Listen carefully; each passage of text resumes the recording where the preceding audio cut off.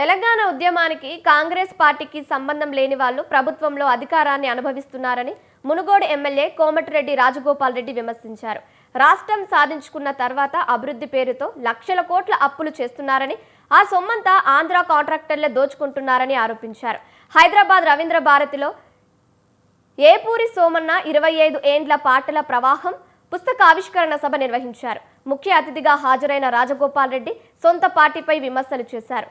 ఏపూరి పాడిన ఎవరి పాలయ్యిందిరా తెలంగాణ పాటలో ప్రస్తావించిన పరిస్థితులే నేటికి సజీవంగా ఉండటం బాధాకరమన్నారు.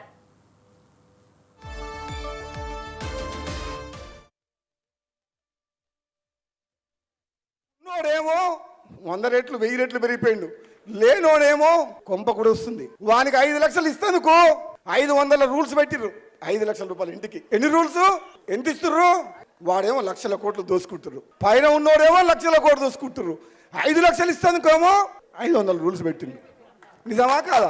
సగం ఇల్లు రాగానే బిల్లు రాలేదంటారు. పాత ఆటో ఉన్నా వెనకడ ట్రాక్టర్ ఉన్నా నీకు బిల్లు ఏమంటారు. అది ట్రాక్టర్ నడిచేది లేదు, జీపు నడిచేది లేదు, అది ఎప్పుడు ఫైనాన్స్ వాళ్ళు గుంజుకపోయారు, అది ఎప్పుడు ఆయన పేరు మీద ఉందంటే నీకు ఇల్లు క్యాన్సర్ అంటారు. ఇది ఎక్కడ న్యాయం?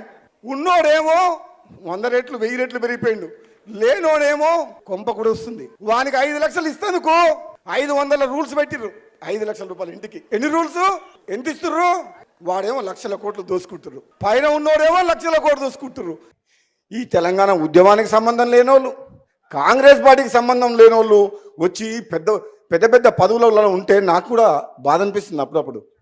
కానీ ఒక రాజకీయ పార్టీలో ఉన్నా కాబట్టి నేను ఎక్కువ మాట్లాడలేకపోతున్నా. ఈ తెలంగాణ ఉద్యమానికి సంబంధం లేనోళ్ళు, కాంగ్రెస్ పార్టీకి సంబంధం లేనోళ్ళు వచ్చి పెద్ద పదవులలో ఉంటే నాకు కూడా బాధ అనిపిస్తుంది అప్పుడప్పుడు. కానీ ఒక రాజకీయ